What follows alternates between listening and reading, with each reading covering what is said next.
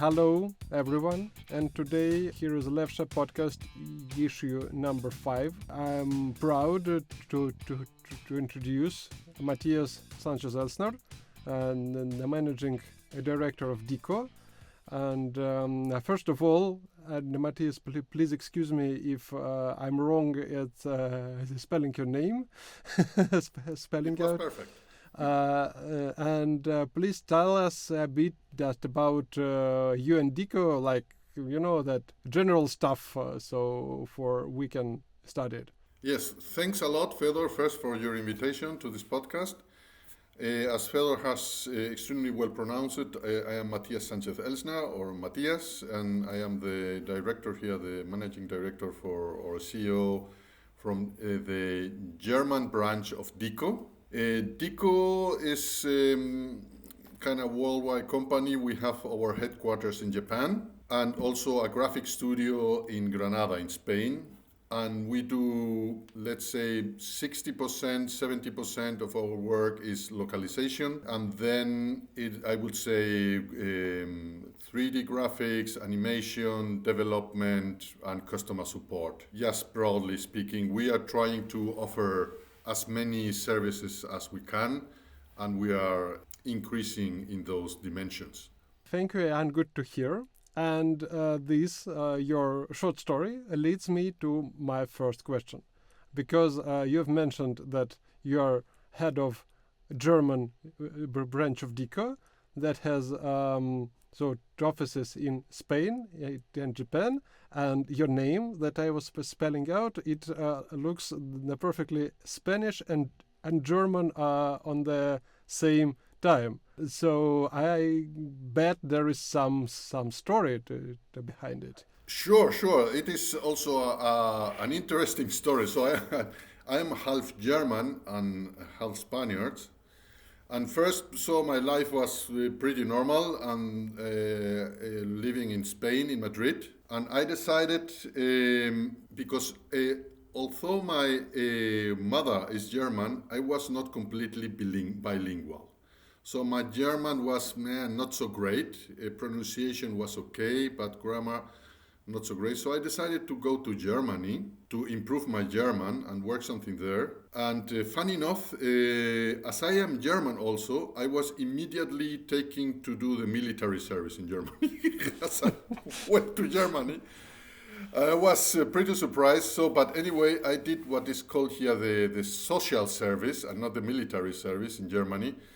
And then I study in Germany agriculture. And while my studies in Germany, there was a possibility to go to Japan to do a kind of, we call it here in Germany, Diplomarbeit. When you get your degree in Germany university, you have to do a kind of work there. And so I went for that to Japan, and that is my connection to Japan. And then I was going back to Spain, and then again to Germany, and so on. And in year 2015, I decided with the head of DICO Japan to start this company in Germany, DICO Deutschland, so to say. That's a cool story, Matias. And first of all, I know that if maybe you have checked the previous issues of our podcast, and one of my guests was Francesca Sorrentino, quite known the person in our industry, and I had a question for her because she's Italian, but the big part of her life she lives in Germany, and you're half Spanish, half German, and yeah. Of course, if we take the cultural stereotypes, there are a bit on the different parts, because here you have relaxed Spaniards, and here you have Germans that do just everything according to other regulations. So yeah. And my question to you is, how do you feel that intersection of these cultural codes, and what's closer to you, and or it's just a stereotype and nothing real in it? Yeah, I will also go myself into being a stereotypical person because it is really so that then I appreciate the fun parts of Spain, and I appreciate the working related parts of Germany. So I am a person that is also like very much punctuality, a clear working environment with clear rules, things running smoothly, and payment coming to every time. But on the other time, how to say, the German personality, the usual German personality that you will see here and there is not my cup of tea. I rather like the Spanish, that is more fun, more spontaneous. The weather's also better.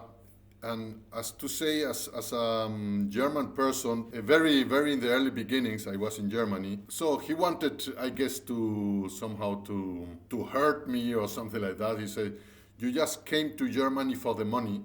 I said, "Well, I didn't came for the weather or for the nice people."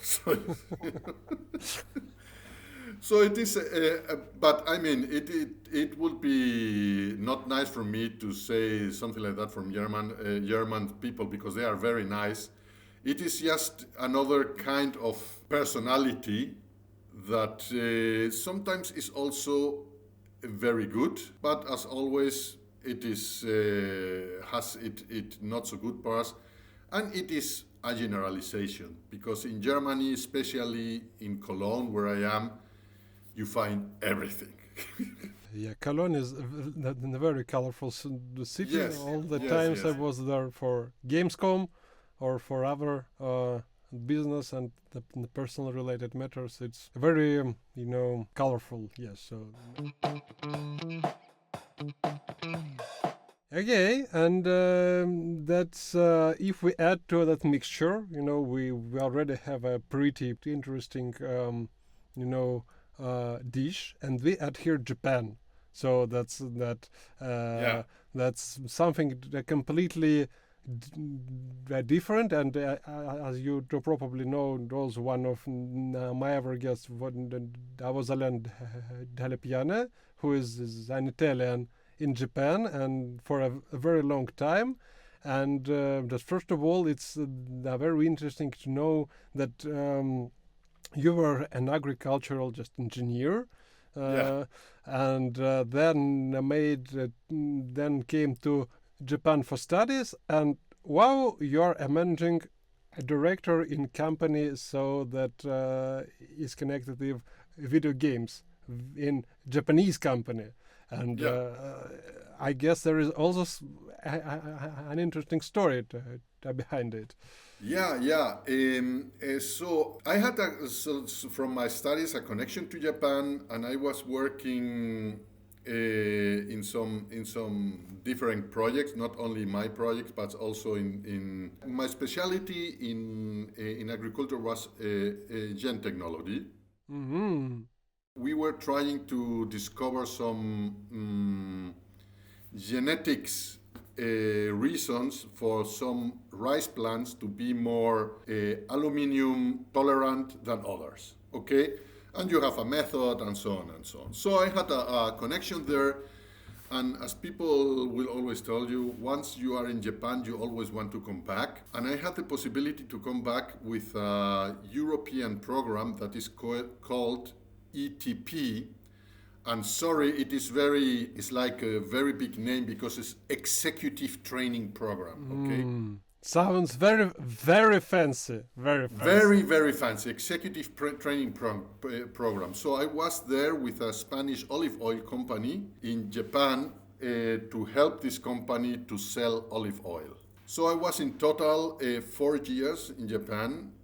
And in that time, I also met Emilio, that is the CEO of DICO Japan, and we were just friends. After 4 years in Japan, there was exactly this crisis, the 2007 crisis in the USA, but it was everywhere in the world. Yes, absolutely. That was that time I was fired from my job in the publishing house, and just we started Levsha 15 years ago. Yeah, so it was not an easy time, and I was seeing that my revenue was sinking very rapidly, and say, I'd rather go back to Germany, where I can get a job and something like that, and have a more secure life and income. So, and then I went back to Germany in 2008, and I started working with an agency for fruits and vegetables. And usually, so these agencies are very brutal. What do you mean under brutal? So If you are working in a Somalian pirate ship, you won't hear so much cursing and insulting. It is very toxic environment. Very, very toxic environment. People say the things without filter. It moves a lot of money. Payment was very good. But I was seeing how my colleagues were getting sick. Some of them very sick and some of them dying. And so I say, well, I don't want to go this road, you know? And that was my decision to leave this and to go into gaming. I always have liked gaming. I was more into the tabletop role-playing games like Dungeons and Dragons, Call of Cthulhu, and these kind of things, but also, of course, computer games. So, and speaking with Emilio, he said, hey, why don't we make a company in Germany? And Emilio is a person that sometimes has very quick decision making, and we just did it. So we did a branch here. And I don't know if I am answering now your question because it went a bit on the sideline. but it's also interesting story, you know, and especially just I see that I had that I have a quick question. How what was to olive oil to Japanese market? Was it something usual or something new? Or it was something usual. It was olive oil and wine, and there is a market there, and you can do business there, but you have to know how. It is completely different as other markets in the world. And what's the difference? So let's start from olive oil, and then so the difference. So first of all, it is funny because. There is usually in the Mediterranean countries, like will be Spain, Portugal, Italy, and so there is a kind of thinking when they see some countries like Japan or something like that, they only see, oh, olive oil is being sold there at that price. That means I can sell it at that price. No, Japanese people are the opposite as stupid people. They know exactly at what price they can buy your olive oil, and they are very, very, very hard businessmen. They are the hardest businessmen. When they buy from you, they buy huge quantities, and they want huge discounts. Also, they expect very quick responses, very quick solution of problems, and they are very, let's say, they want to have you there.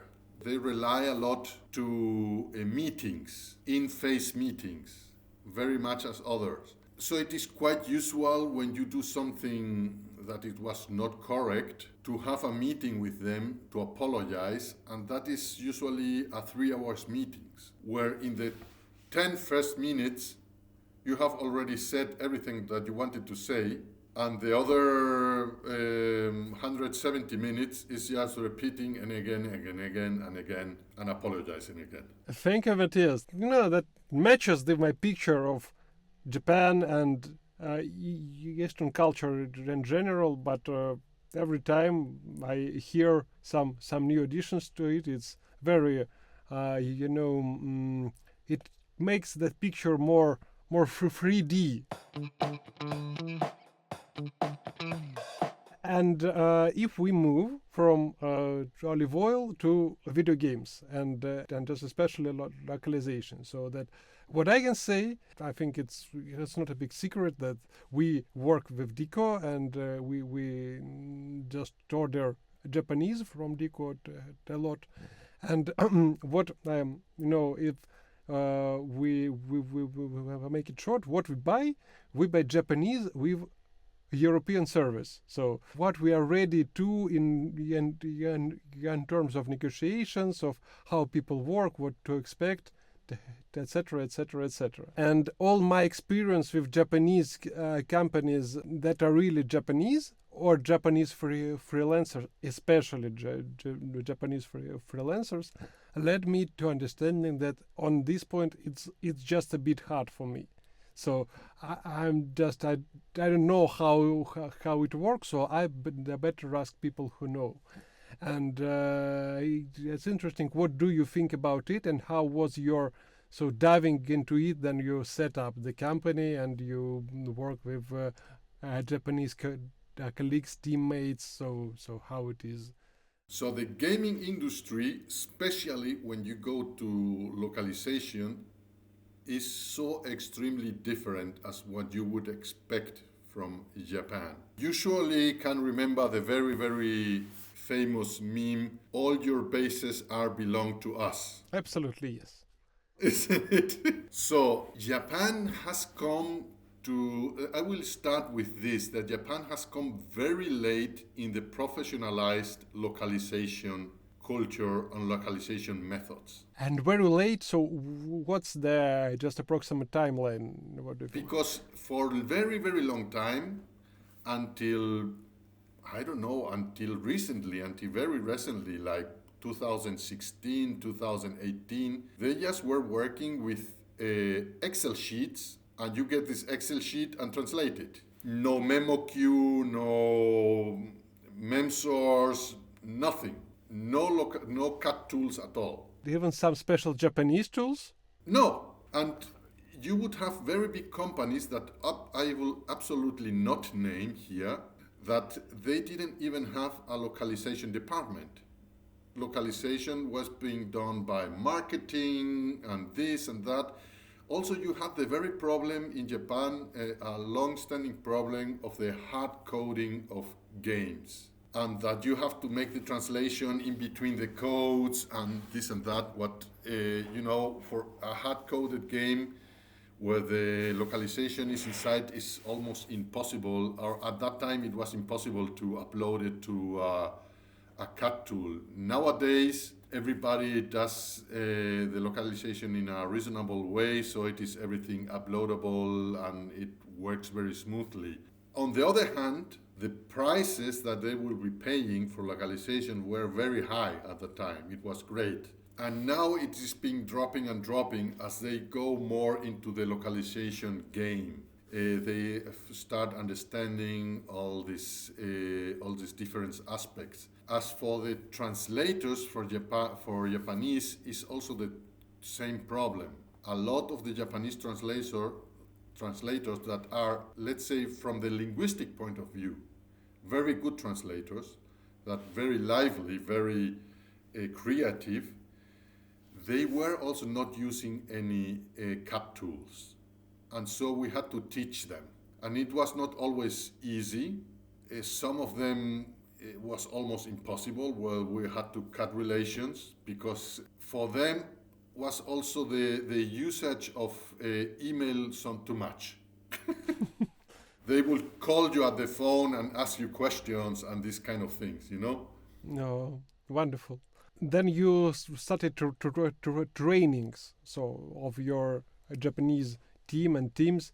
So was it like the specialized training, so just for your translators and editors, or maybe you've gone just a bit on the side, so go to schools, universities, so make some partner programs, whatever. So and just on the side note, do you monitor how it happens in Japan in terms of universities and of the translator studies, the direction, if they're interested in some modern technology in video games localization, software localization, whatever? So I have to say I am not so. I know there are translation schools in Japan, but I don't know because in Spain you can study, for example, translation in a university, okay? But in Japan, I think it's more like a vocational study, like a vocational school. I don't know, as when you want to be a baker or repair cars or something else. So I am not sure. I have to say I would have to ask this because I'm not 100% familiar with that. So a lot of people that you find as translators are translators that did not go to a translation school, but they are vocational. They started translating when they were 18 because they were in the USA or somewhere else or in Germany for several years, and they come to Japan and they start translating for several companies, and so it is kind of a more professional through experience. Also usual in some other countries. And we did the training, we did in-house with some training programs, but we had a very good senior project manager that was he was also very good at doing some programming with Excel.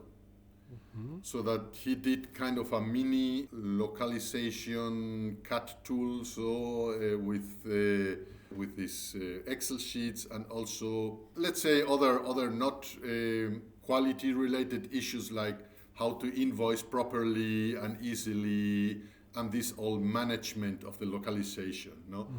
That is just not reliable through email, because that is it goes wrong. Sooner or later, if you just relied on email sending here and sending there. Absolutely, you need some sort of tool to manage things. And after some times, we went absolutely to MemoQ, if I may say the the brand. No problem. So just and the problem, is once you take a tool, it is very difficult to change the tool. And because we are, for example, now using with you MemSource, or how it's called phrase, and we see that there are a lot of things that we would like to have. I don't know if from your side you say, "Oh, I wish I went to MemoQ," but now we are saying to us, "Oh, we wish we were," because in MemSource, in phrase, they are doing a lot of new things every now and then, and MemoQ is kind of staying the same, I have the feeling. It's very interesting view, Matias, because for us, at some point, then with MemSource and now for phrase for to 12 years now, yeah. I think.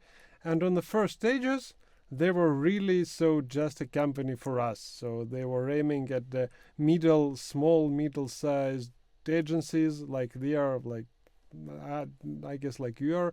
They're introducing lots of things that are useful for us.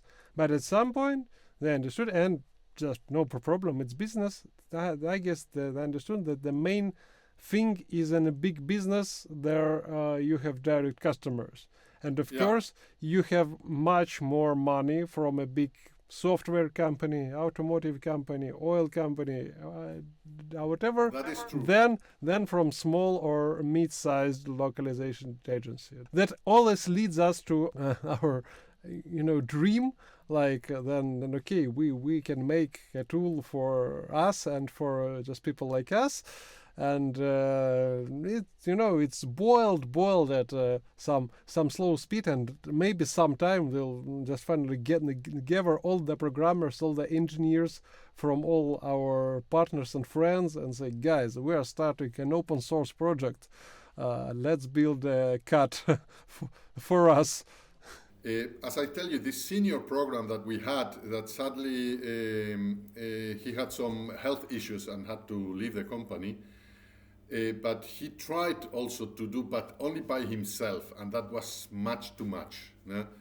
A localization tool, and after 3 years, we saw that it was going nowhere. It was too complicated, Yes, I know, and then they've just.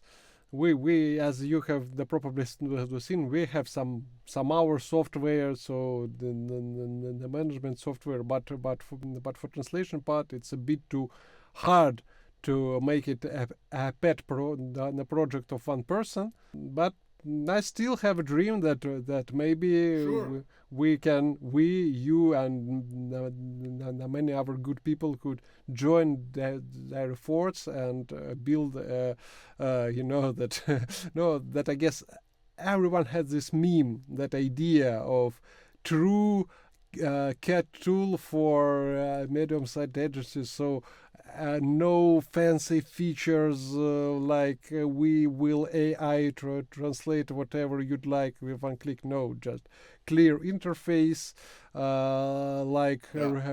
reliability, the multi-platform. So and easy to set up, easy to teach. That I guess that everyone wants it, but it's not so big market that big players come to it. So, but I noted it down. Maybe we'll return to this pattern Yeah, sometime. I am totally interested. Okay. Thanks a lot, Matias.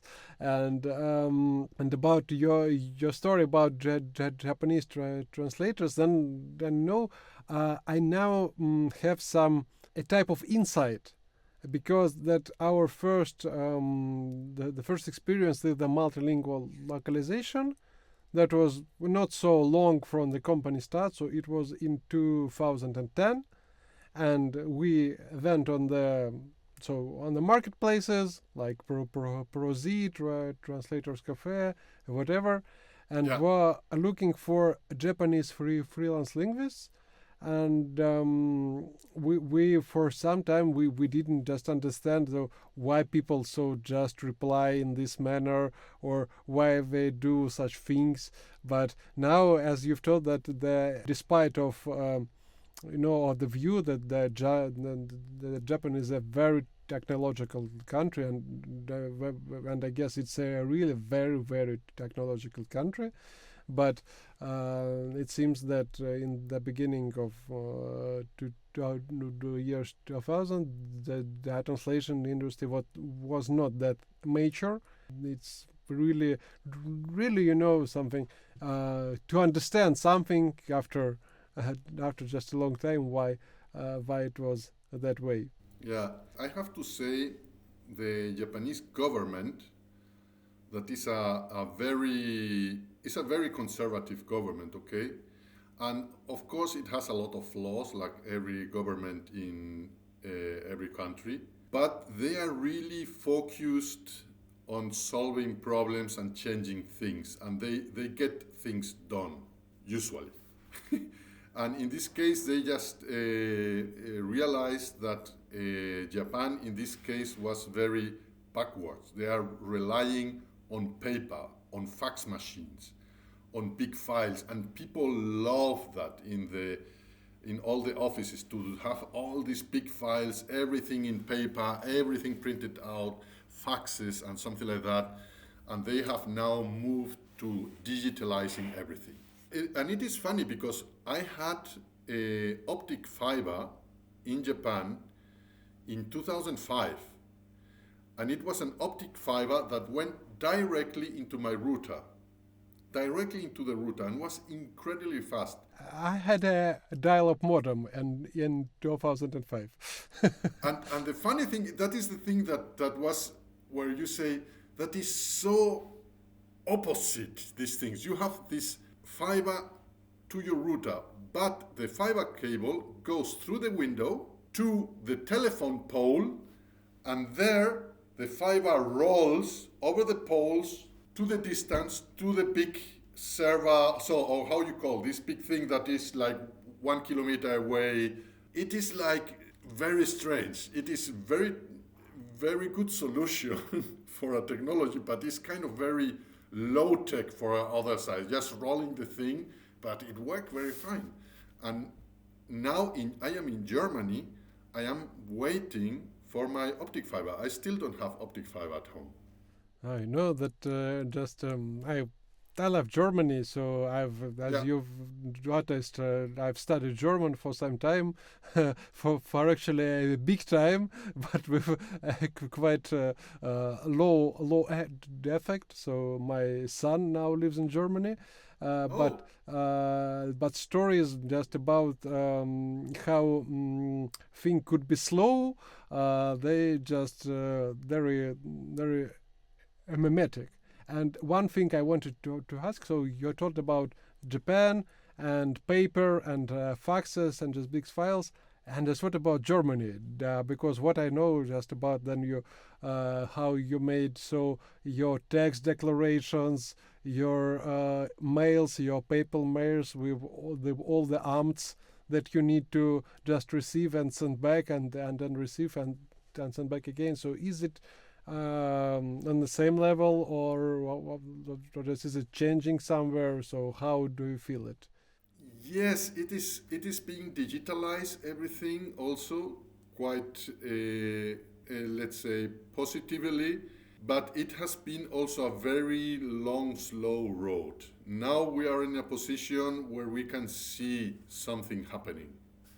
But it has been also quite slow, I have to say. I mean, it was not so extreme like in Japan. Faxes and something like that were dumped long time ago. Okay, an email was taken very quickly, but the movement really was more a push from the industry and not a push from the government like in Japan. It was a push from the industry. A lot of industries say we don't want to have all this paper anymore here. So tax offices in Germany ask you to have all your tax things 10 years. And for some company, it means having an extreme huge room full of files, waste of everything. Looks not very, in the scope or the green, a discourse. Yeah, yeah. So Germany has a very good PR, you know. From outside, it looks everything very green and very progressive and something like that. From inside, so la la. And another interesting thing here. So just doing business, that you have an office in Germany, in Spain, and Yeah. in Japan. So from the just the basically from the operations side, do you think do you see some differences? But I guess you see. But what are they? What's better there? So what's your view here? Mm, I see a difference. You know, in the usual Japanese worker is very compliant to rules and doesn't like to make decisions for itself. How could I? Yes, maybe an example.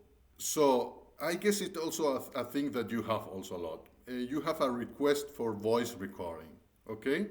Absolutely. And the client tells you very little because the Absolutely. client just wants to have a general idea what the A money ballpark is. quote.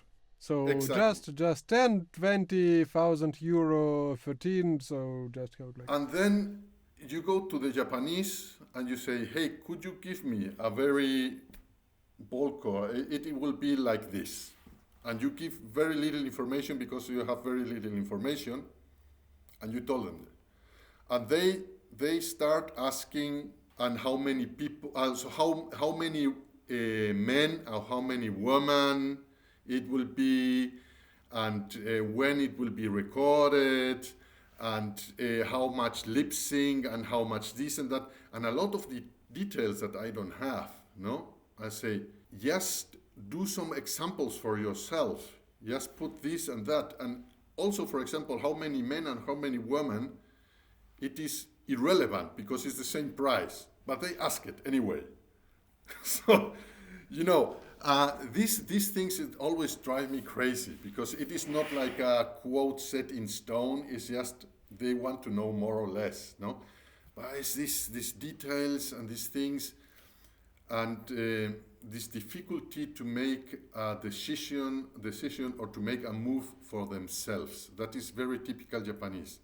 They like very much to follow a list of rules and Of course, you will see very different people that take a lot of decisions and moves, but yeah, it's very different as a German person or a Spanish person. Yeah, it's interesting that because German people also tend to follow rules, or not in the Yes, same way. but when they see that something doesn't move really, they are also the people, whatever, I will do it like this. Because they know there is a deadline, there is stuff to be done, and this have to be done. And they think like, it's better to make a bad decision than no decision at all. So I will move forward. I cannot let this here. And if we move to Spain, what it will add to our picture of this setup? So Spain, luckily, it is just 3D and animation.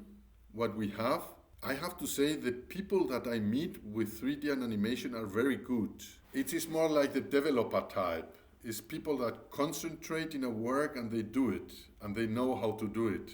And we have a very good project manager for that will tell them and give them feedback. But it's, I don't know, it is completely different. So it's not really the problems that you would expect having in Spain, you know?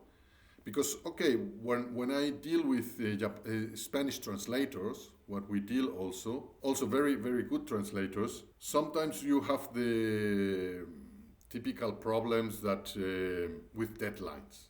Suddenly, for the fifth time in the year, the grandmother dies, you know? And I could My dog ate my computer. Exactly, yes. So that is something, yes, that it happens in Spain, okay? Also in Spain, you have a lot of, how, I don't know if you say that in English, intrusism. People that are not professional at all coming into a profession. For example, people that are not translators and they do shitty translations, really, really shitty translations. You have a lot of these people in Spain. So you have to be very careful because I have other friends that are working in this field and they have to proofread these translations. And it is really like say, well, I have to retranslate everything. I don't know how this person is still working in translation field. So that is even worse as machine translation. Yeah, that because usually such things that are done in the way. Okay, I'll use some machine translation and try to rewrite it, and that the result is very bad. And Yeah. I do know, Matthias, that for my experience in the life in general, not only in the localization industry, is the problem is that many people they tend to think that they know what they do, but in reality they don't at all. So that how it called in the psychology, so like Dunning-Kruger syndrome.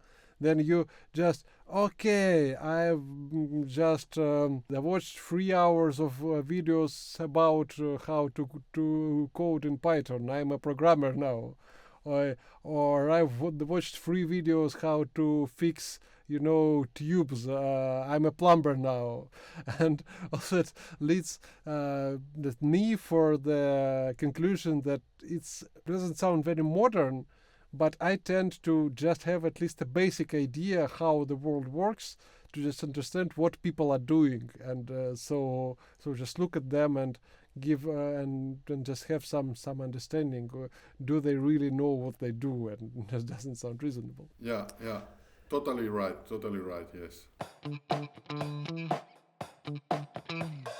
And this point leads me to another quick question, and it's Japanese language. That I don't know if you have studied Japanese, if you have finally learned how the proficient do you feel yourself in Japanese? Yes, I am. I was quite proficient. I had the level 2, and there is only one level up. I had the what is called the NIKU, okay, and the next level is the EQ. But I have to say that from NIKU to EQ, NIKU is the business level, and EQ is really very proficient in Japanese, okay? And there is quite a huge gap between NICU and EQ. So I won't be saying that I am very proficient in Japanese, but I can do business talk, I can do contracts, and I can understand basically anything. But with writing and so on, is not so easy. So, and yeah, Japanese language is very difficult. The particular difficulty is, so for example, because if you go to Russian or to Polish or to German, you have a lot of difficulties because of the declinations of the words and the grammatic.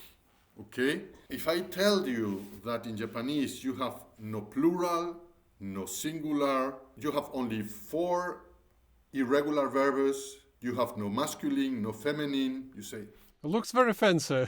it must be easy. Yeah. It must be easy. Absolutely. Absolutely. Also, you don't decline the verbs for I, you, and so on. It's always the same form. Okay? So it is so easy. And the problem is you have then a lot of context that we are not used to as Western. You have to be used to this to know what the person is saying and is meaning. For example, if I am in a hotel, and I call you and say you, are you going to the hotel? You understand basically what I mean, and you don't misunderstand me and are waiting me to say, are you coming to the hotel? Are you coming to the hotel? Meaning to me. Mm-hmm. If I say, are you going to the hotel? You will understand it anyway because you know that I am in the hotel. For a Japanese person, it will be very confusing. You really have to say in Japanese, are you coming to the hotel? So the context is very important. Or if we are in a high polite structure, if I am telling you, did you check the documents? I have to use a particular verb for checking, for meaning that you are checking them, not I or some other person. So I use another different word completely. So it is very difficult to understand it like that, mainly also for persons that are very brainy. That is also the other thing that I've seen. Very, I would say, just uneducated persons from some very happy countries. They have no problem at all. They say, oh, okay, that is like this, then it is like this, whatever. And they somehow understand it. They go with the flow. They go with the flow and they have no troubles with that. And very brainy person, I can remember a Swedish engineer that was with me learning Japanese. He was getting nuts with Japanese. He couldn't understand it at all. And, and then asking questions like, but how many degrees is warm?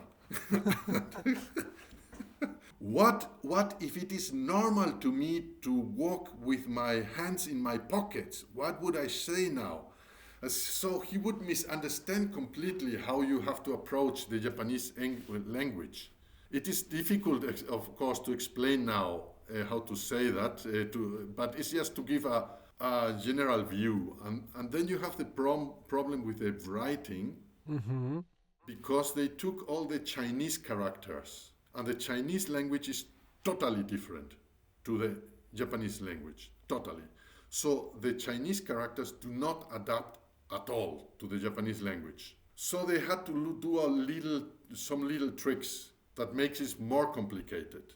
And then it's not only that they did take the Chinese character once, no, they did it 3 times in a 500-year period, when the Chinese character had changed pronunciation and meaning, and while the Chinese make the Cultural Revolution and just made the problem go away, the Japanese didn't. So in Chinese, you have one character that can have 2 readings, and that's it. In Japanese, you can have a character that has 10 different readings. Yeah, I guess it's, have some big influence on the type of thinking, of type of just analyzing things for Japanese people, because they need to they learn that approach for language from their very early years. Also, what I wanted to know, and then just maybe that and the touching the topic of faxes and paper and now the characters. So I guess like in China, in Japan, the calligraphic art should be very respected. And so how people write characters, so that yes, of course, it's not like in the old years, yes, but then maybe sometimes is the brush, so you draw it carefully. But is it done with just usual pens, or maybe only just ink pens? Because funny thing that my sons now goes to German school, and they have no ball pen policy. So Oh, yes. it was just a big surprise for me that you are not allowed to write the ball pen in school. And so, what is in Japan? So in Japan, they have now, I don't know since when they have it, it is a computer system that is actually quite easy to write with it. Japanese, the good thing of Japanese is that it's a syllabic language. It has not like Chinese or English, very high pitches or tones, or German, like they have no ü, or something like that. It's so to say a language that you could talk with a pencil in your mouth and people would understand it. It's la, sa, shi, su, se, so, ta, ti, tu, te, to, a, I, u, e, o. It is all these kind of things. So this can be written with a normal keyboard very easily. And then a program recognizes what kind of word are you trying to write or have you written. And a little window pops up with different options to choose. Number 1, 2, 3, 4, and something like that. For example, let's say I write ken. That is the general word for sword. Okay, I write ken, and then a pop-up window will come, and then it will show the kanji for ken, but it will somewhere, depending how many times you have written it or something like that, at some point it will write also the katakana spelling for the English name ken in number 5 or something like that. So if you are actually, do you want to say the name of Ken, then you will press 5, and it will turn immediately, these Roman characters would turn into this katakana or this kanji, and so. For me, of course, it is a painful thing. It is quite this, that, but Japanese are very quick. And sometimes that makes problems. We had recently a problem there because sometimes a word can be spelled exactly like other one and have a completely different meaning. You know, if the translator does it, okay, the proofreader will catch it. But if the proofreader is editing something and then he mistakenly do something very quick, it stays there. And it makes no sense at all. It is a completely different thing. You are talking about birds, and suddenly you write hydrants. So it is absolutely completely different thing. You know, just because the phonetics are the same. Also in Japan, in comedy, they like to do, I can remember a comedy when people are chatting with each other and they are choosing the wrong, the computer is choosing the wrong things, no? And so instead, one person saying, they are talking about going out, and one of the guys have no money at all. because he has spent it all. He says, what happened? And he writes, I almost used all my salary, okay? I almost used all my money. But what the person is receiving is, I bought a very big Buddha statue. And it's the difference into Daibu Tsukai Chatta or Daibutsu Kai Chatta. I see.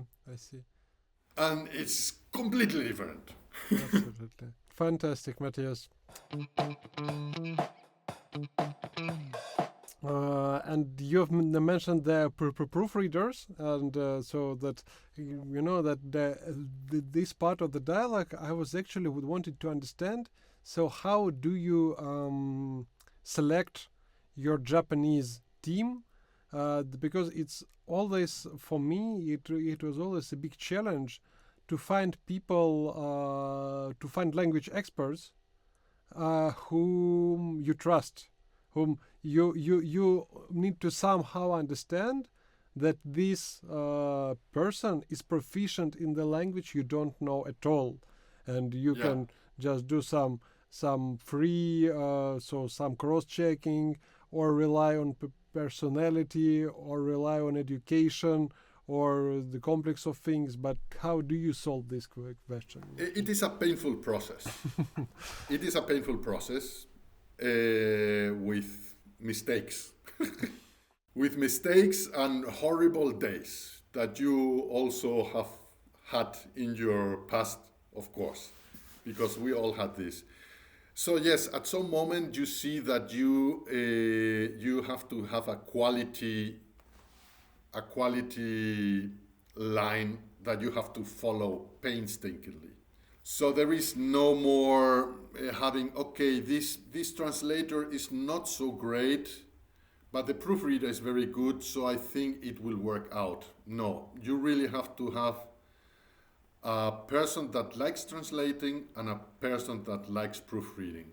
Absolutely. And it takes time to find them. And it's just no way around that. You have to talk with them and maybe teach them and ask them and give them a bit more money. That money motivates always. And what we do now, it is doing the translation, the proofreading. The good thing is most of the proofreading we are doing now by a person that was project manager in DICO. But is now, he went out of DICO because he's a very good translator and proofreader, but doesn't like the job of project management. What is understandable, because project management, it is how it is. I don't know if you know these t-shirts where it says project management is easy. It's like riding a bike, only that the bike is on fire, you are in fire. And everything is on fire. Yeah, everything is on fire. Everything is on fire. So, and he's a very good linguist and so on. And so we do the translation, the proofreading, then a spot check by a project manager in Japan, in DICO Japan. And then later on, like even after the translation has been given to the customer, we do usually a quality check. Of course, it has to be a bigger piece of thing. We won't be doing a quality check for a Steam translation for 300 words or something like that. No, that will be a spot check from the project manager, something like that. But if it is a game that it has 40,000 words or 500,000 words, then we do a quality check of a 2% or a 5%. And we evaluate the translator and the proofreader. And do you use some special tools for this, or just good old Excel? Good old Excel, because we were using Content QO, but it was too slow for the QA person. We tried also some other thing that is now in SmartCut, but I don't want go into technicalities, but it's too complicated because you would have to upload both things and this and that and align them. And using, these typical Excel sheets that are a bit complicated for QA evaluation that had several tabs and you got a score at the end, that has proven to be quite good. And what do you use? So how do you use these scores? Do you store them in some database, in your translator's database? Do you calculate, I don't know, average, median, some highs, Not lows? so much. We just have the score with we are more because there is a fascination in numbers and to see some stuff there, but we are not so much into that, but more into giving feedback to the translator. We see usually that they are always our translator in a top score, let's say 85 to 100%, okay, and that as long as they stay there, it is good for us. If they drop from 85, then we start monitoring more closely, So if being 85 to 100% is usually you have only some stylistic minor issues, Yeah, it's the very, touching topic for me because of course, we've done quality checks and we are now doing quality checks for different languages. But the question is, okay, I have results. I've shared the results of the translator, but what next?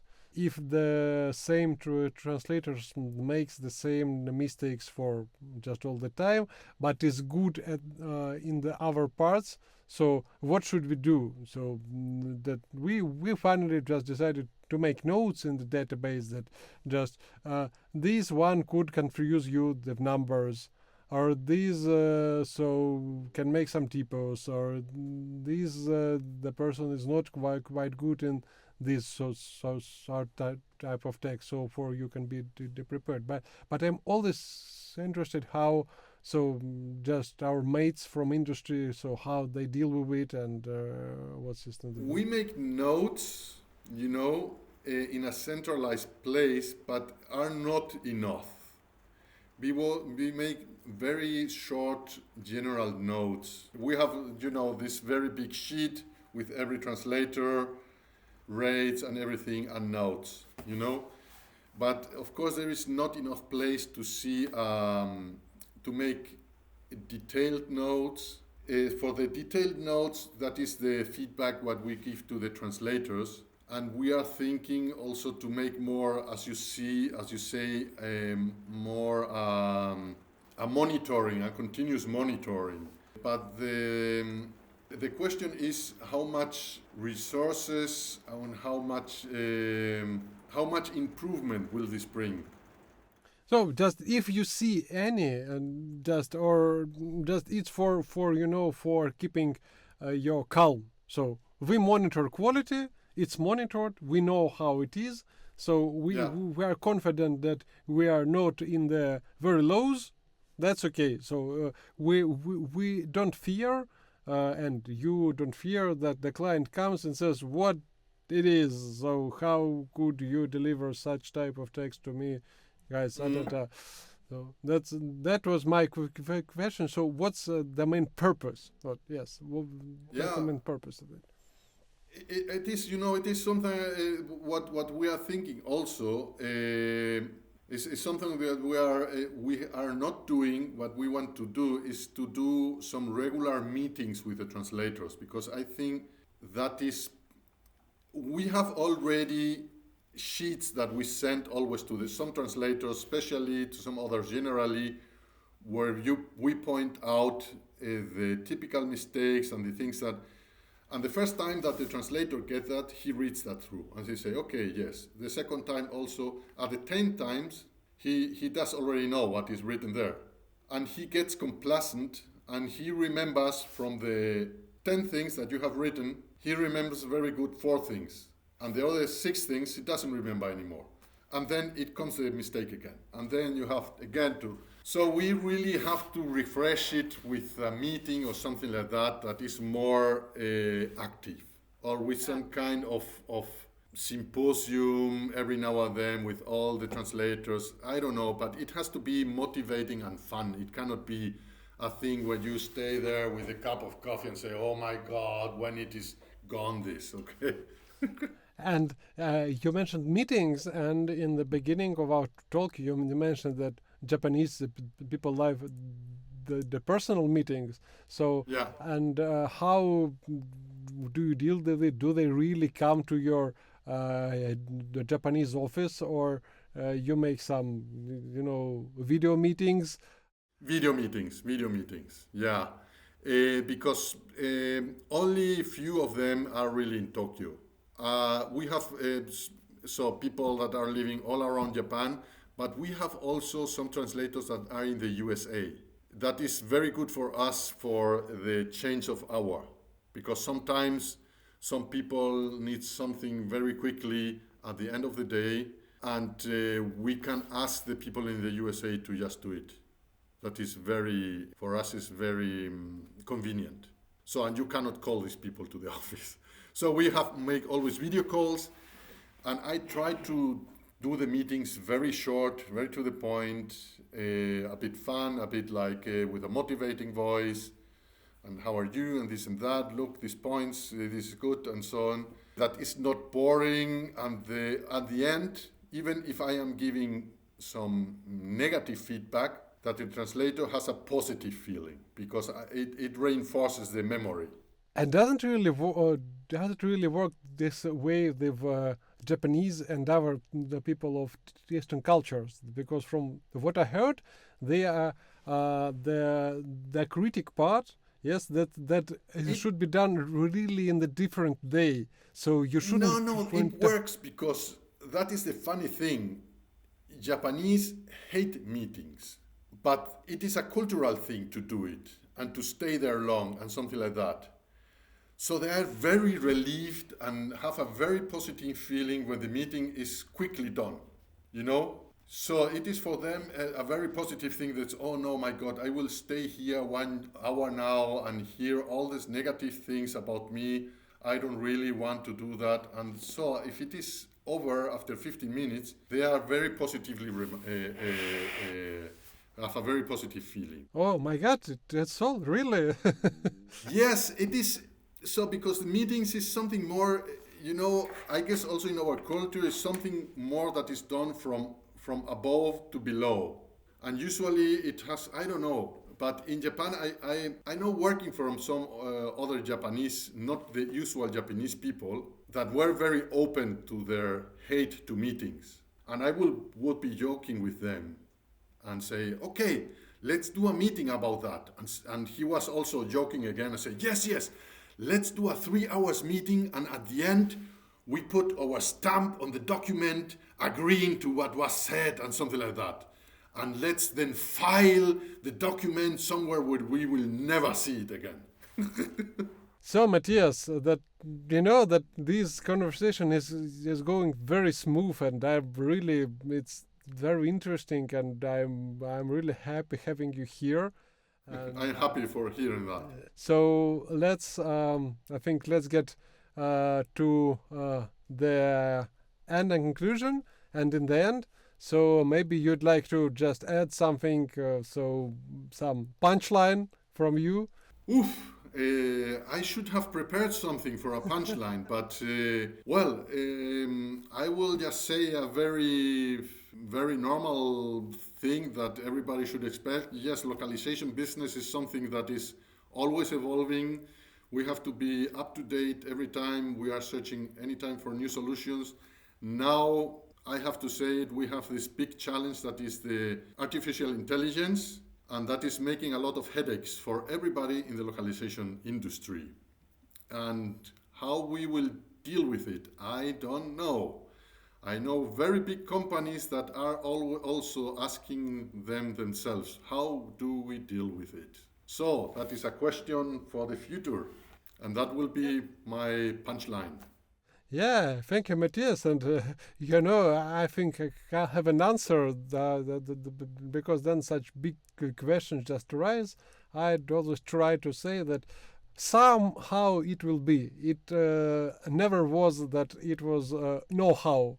So we'll see, we'll live, and yes, it will evolve in some way, and it will be interesting. So thank you for joining the talk. It was Levsha Podcast with Matias Sanchez Elsner. And if you have any questions or topics, or if you would like to join, please write us at podcast@levsha.eu, subscribe at YouTube or whatever you would like. And thanks again, Matias, for coming, and good luck. Thank you again very much for your time and your effort, Fedor, and it was a pleasure being here. So, bye-bye.